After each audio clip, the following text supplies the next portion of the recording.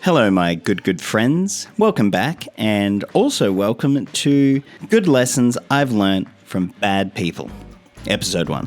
What we're going to do today is take a little look back at some of the unfortunate rabbit holes that I went down at the beginning of my YouTube journey, back when I was, unfortunately, a bit of an anti-SJW. As an edgy atheist guy, I feel that this isn't too out of the ordinary as an origin story. Now, I'd say it started innocently enough watching Thunderfoot's Why Do People Laugh at Creationist videos, and these were all in good fun. He would find a media unsavvy YouTuber that was very sincere in their beliefs about a biblically accurate universe, and he'd tear them apart. And, you know, that was good fun. There was a bit of sportsmanship. It also made you feel a little bit clever, like you were in on something that these other people were just a little bit too uncouth to understand. And then from there, he had a bit of a bone to pick with feminists. And anybody that's watched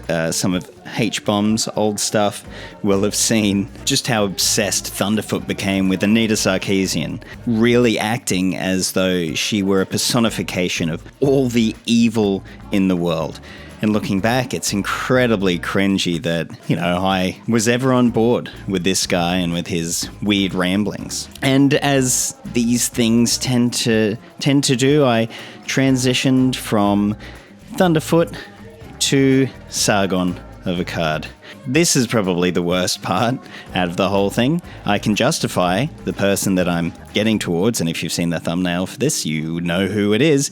But Sargon, I just feel so incredibly embarrassed with his UKIP stuff, particularly with his Anita Sarkeesian harassment. It makes me feel really yucky that I ever thought that this was a cool guy.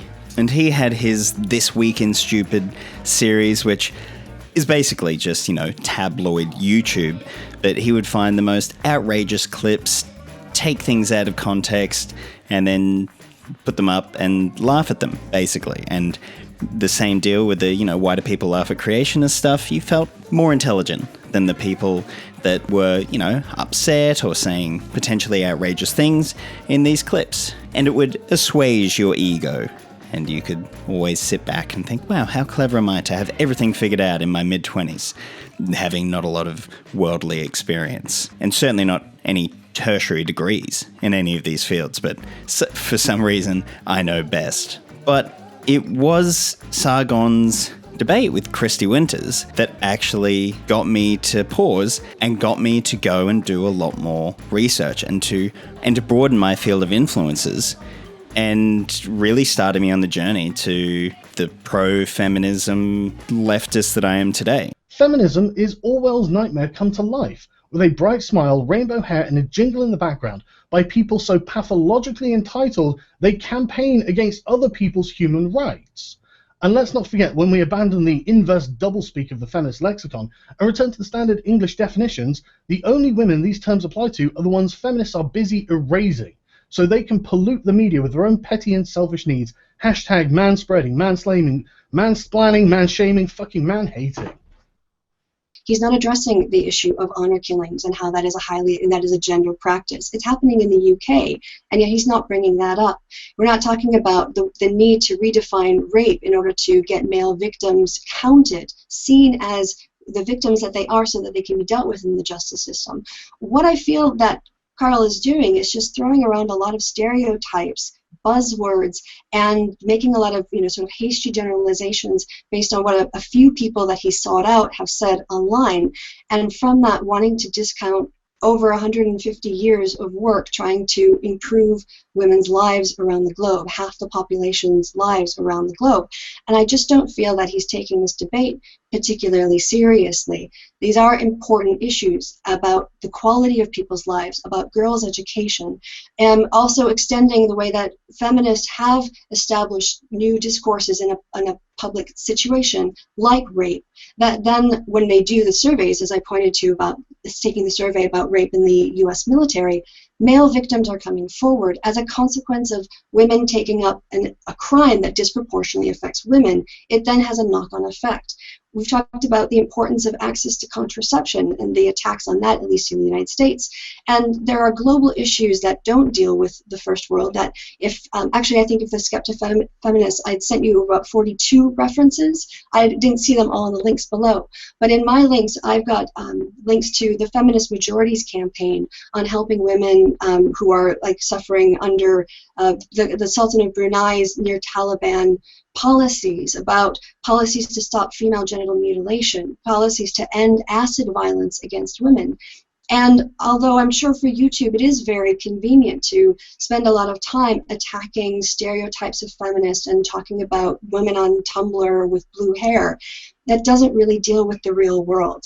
And I will also add in here that my wife was also certainly influential in this journey as well. And the fact that she put up with me during my Thunderfoot and Sargon years is certainly a testament to her, and I thank her very much. But before this happened and I went away from the alt-right pipeline, essentially, I was heavily into Stefan Molyneux and his Free Domain Radio.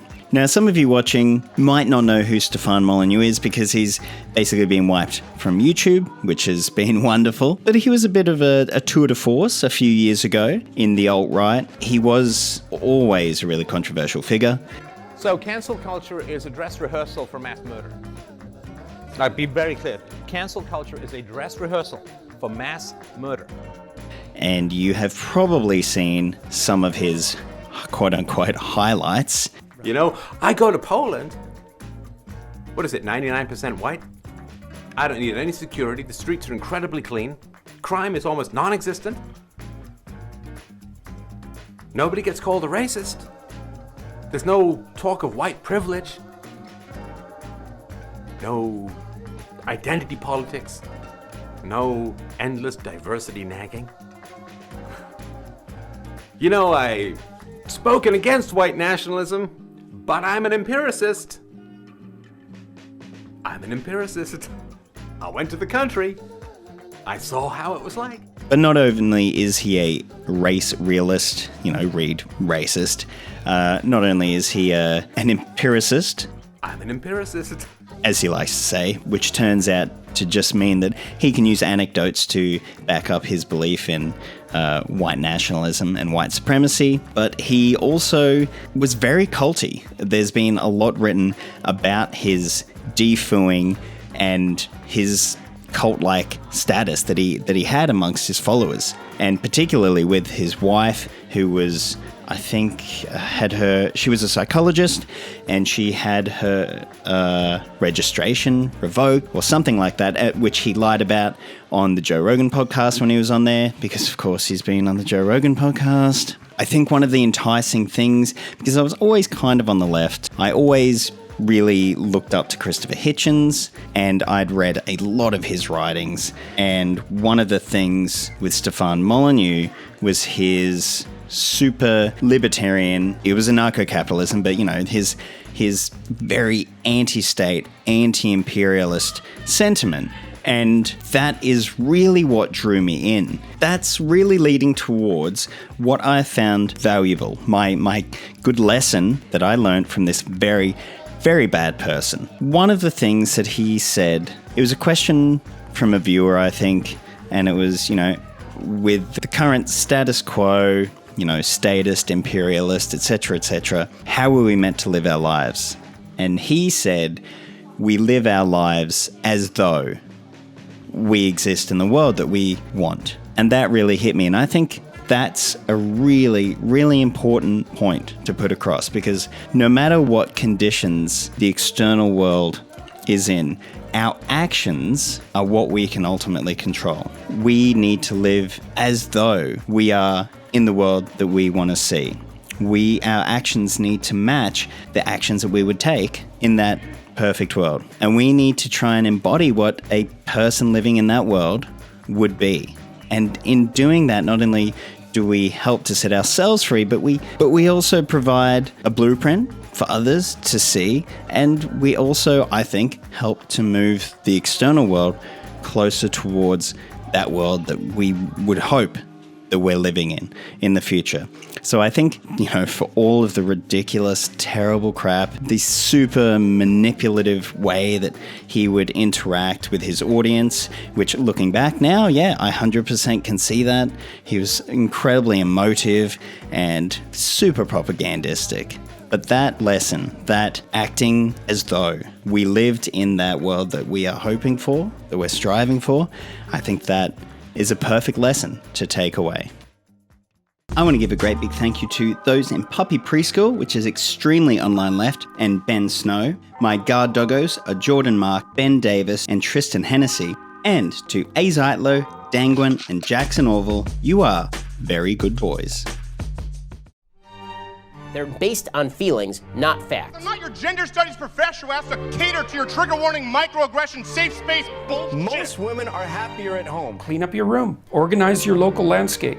Schedule your time. And I have to say that my brain is still in recovery mode from taking in so many high-level important ideas.